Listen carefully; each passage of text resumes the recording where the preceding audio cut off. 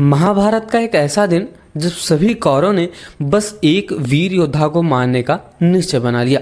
तो हाँ, मैं उसी वीर अभिमन्यु की बात कर रहा हूँ जिसे देख के गुरु द्रोण, भीष्म पितामह और यहाँ तक कि कर्ण जैसे लोग भी डरने लगे। तो चलिए आज के इस वीडियो में हम बात करते हैं वीर अभिमन्यु के बारे में, जिसे देखकर कर्ण इत्यादि जैसे सभी योद्धा डरने लगे थे। तो चलिए फिर आज के इस वीडियो में हम महाभारत के 13वें दिन की बात करते हैं, जिसमें बताया गया है कि कैसे अभिमन्यु सभी कौरव सेना से लड़ता है और कैसे अपने वीर गति को प्राप्त हो जाता है। तो चलिए फिर वीडियो की शुरुआत करते हैं। बस वीडियो में अंत तक जरूर बना रहना, और अगर आपको वीडियो पसंद आती है तो वीडियो को लाइक करना और चैनल को सब्सक्राइब तो अवश्य कर देना। 13वें दिन के युद्ध की शुरुआत होते ही अर्जुन को युद्ध के लिए ललकार दिया जाता है। अर्जुन भी चुनौती स्वीकार करके उनके साथ युद्ध करने के लिए दक्षिण दिशा की ओर चले जाते हैं। नियत स्थान पर पहुंचते ही अर्जुन और सप्तर्षियों के बीच महासंग्राम छिड़ जाता है। अर्जुन के दक्षिण की ओर चले जाने के बाद गुरु द्रोणाचार्य ने चक्र व्यूह की रचना की और युधिष्ठिर पर धावा बोल दिया। युधिष्ठिर की ओर से भीम, सात्यकी इत्यादि जितने भी महान वीर योद्धा थे उनके साथ खड़े हुए थे। द्रोणाचार्य के आक्रमण की बाढ़ को रोकने के लिए तेजी से लड़ रहे थे, फिर भी गुरु द्रोण के वेग को उनके बस का ना रहा। यह देखकर सभी महारथी चिंता में पड़ गए। सुभद्रे का पुत्र अभिमन्यु अभी बालक ही था, फिर भी अपनी रण कुशलता और शूरता के लिए वह बहुत ही अधिक शक्तिशाली प्रसिद्ध हो चुका था। युधिष्ठिर ने इस वीर बालक को बुलाकर कहा कि बेटा, द्रोण के रचे हुए चक्रव्यूह को तोड़ना हमारे और किसी वीर से नहीं हो सकता। अकेले तुम ही ऐसे हो जिसके लिए द्रोण के बनाए हुए इस व्यूह को तोड़ना संभव है। तुम द्रोण की सेना पर आक्रमण करने को तैयार हो जाओ।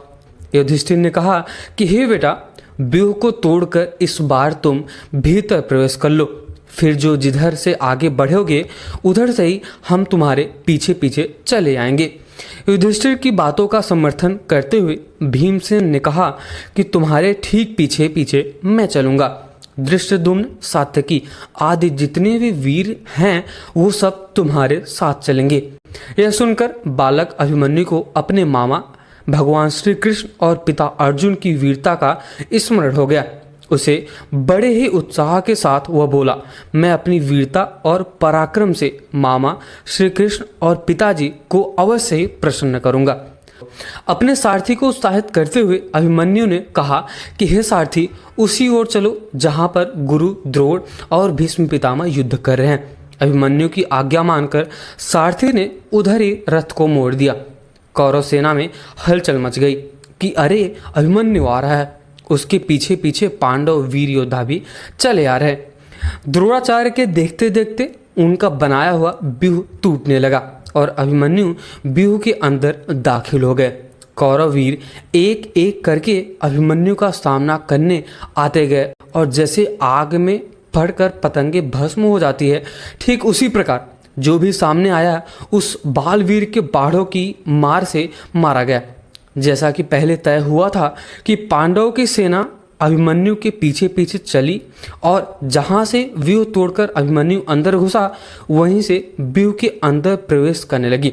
यह देखकर सिंधु देश का पराक्रमी राजा जयद्रथ वह अपनी सेना को अंदर लेकर पांडव सेना पर टूट पड़ा कि जयद्रथ ने ऐसी कुशलता और बहादुरी से ठीक समय पर व्यूह की टूटी हुई किलेबंदी को फिर से पूरा करके मजबूत बना दिया कि पांडव उससे बाहर ना निकल पाए और अंदर ही रह जाए।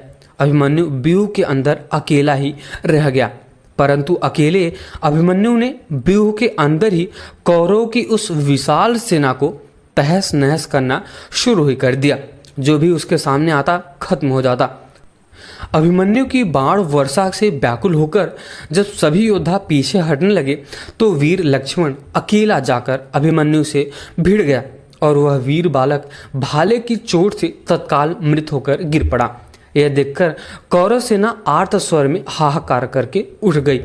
अभिमन्यु की इसी क्षण वध कर दो, ऐसा चिल्लाते हुए सभी द्रोण, अश्वत्थामा, कृतवर्मा आदि 6 महारथी ने अभिमन्यु को चारों ओर से घेर लिया। गुरु द्रोण ने कर्ण के पास आकर कहा कि इसका कवच भेदा नहीं जा सकता। ठीक से निशाना साध कर इसके रथ के घोड़ों को रास की काट डालो ताकि यह पीछे न आ पाए और न ही आगे जा पाए। कर्ण ने यही किया। पीछे की ओर से बाण चलाए, अभिमन्यु का धनुष कट गया, घोड़े और सारथी मारे गए। अभिमन्यु पूरी तरह से रथहीन हो गया और तुरंत ही अभिमन्यु ने टूटे हुए रथ का पहिया हाथ में उठा लिया और उसे घुमाने लगा। इस समय अभिमन्यु भयानक युद्ध कर रहा था। यह देखकर सारी सेना एक साथ उसके ऊपर टूट पड़ी।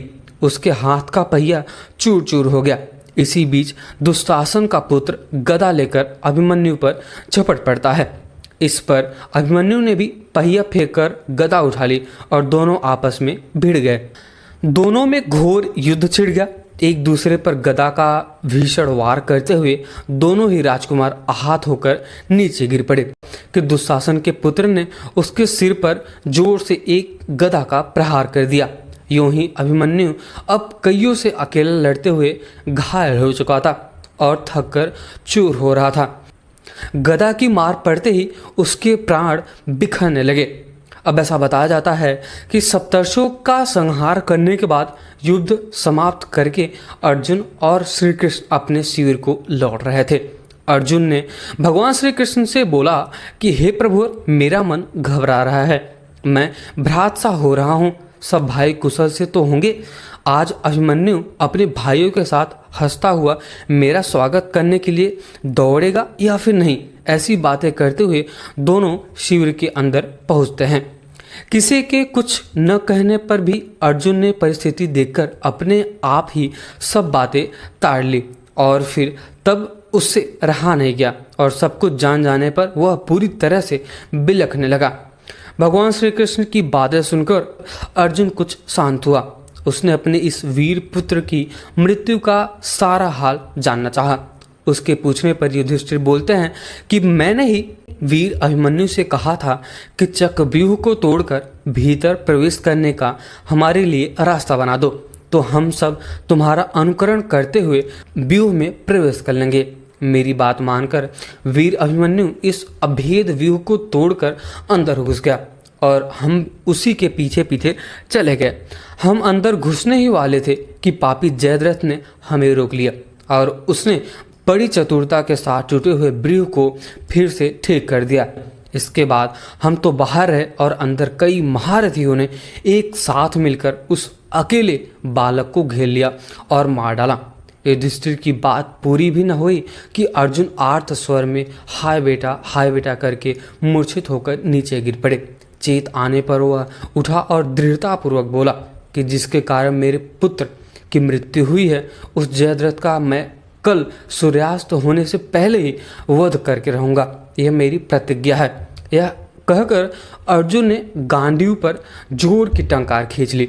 सिंधु देश के सुप्रसिद्ध राजा वृद्धक्षेत्र के पुत्र जयद्रथ को जब अर्जुन की प्रतिज्ञा का हाल मालूम हुआ तो वह दुर्योधन के पास गया और बोलता है कि मुझे युद्ध की चाह नहीं है, मैं अपने देश चला जाना चाहता हूँ। यह सुनकर दुर्योधन ने उसको धीरज बधाया और बोला कि हे भाई, आप भय न करें, मेरी सारी सेना आपकी रक्षा करने के लिए नियुक्त की जाएगी। आप निसंकोच रहे। सवेरा होता है, दूसरा दिन होता है। शस्त्रधारियों में श्रेष्ठ आचार्य द्रोण ने सेना की व्यवस्था करने पर ध्यान देने लगे। युद्ध के मैदान के बाहर मील की दूरी पर जयद्रथ को अपनी सेना एवं रक्षकों के साथ रखा गया। उसकी रक्षा के लिए भूरिश्रवा, कर्ण, अश्वत्थामा, शल्य, वृषसेन आदि महारथी अपनी सेनाओं के साथ सुसज्जित होकर तैयार खड़े हुए थे। अर्जुन पहले भोजों की सेना पर टूट पड़ा। कृतवर्मा और सुदक्षिण पर एक साथ ही हमला करके वह उनको परास्त करके वह श्रुतायुध पर टूट पड़ा। जोरों की लड़ाई छिड़ गई और श्रुतायुध के घोड़े मारे गए। अब आगे बताया जाता है कि इस प्रकार अपनी गांडीव हाथ में लिए हुए असंख्य वीरों का काम तमाम करता हुआ अर्जुन आगे बढ़ता गया और कौरव सेना के समुद्र को चीरता हुआ अंत में उस जगह पर जा पहुंचा जहां जयद्रथ अपनी सेना से घिरा हुआ खड़ा था। अर्जुन का रथ जयद्रथ की ओर जाते हुए देखकर दुर्योधन चिंतित और दुखी हो गया। जयद्रथ की रक्षा के लिए नियुक्त वीरों ने जब यह सुना तो उनके दिल एक बारगी दहल उठे और भूरिश्रवा, कर्ण, वृषसेन, शैल, अश्वत्थामा, जयद्रथ आदि 8 महारथी अर्जुन का मुकाबला करने के लिए तत्पर हो गए। तो आज की इस वीडियो में हमने ये देखा कि आखिर कैसे एक वीर अभिमन्यु से लड़ने के लिए कौरवों की सेना के सभी योद्धा आ गए थे, जैसे कर्ण, भीष्म पितामह, यहाँ तक कि गुरु द्रोणाचार्य, सभी योद्धा एक साथ मारने के लिए चल दिए। तो आज की इस वीडियो में बस इतना ही। अगर आज आपको ये वीडियो पसंद आया हो तो वीडियो को लाइक ज़रूर करना और चैनल को सब्सक्राइब तो अवश्य कर देना। मिलते हैं किसी और वीडियो में, तब तक के लिए जय श्री राम।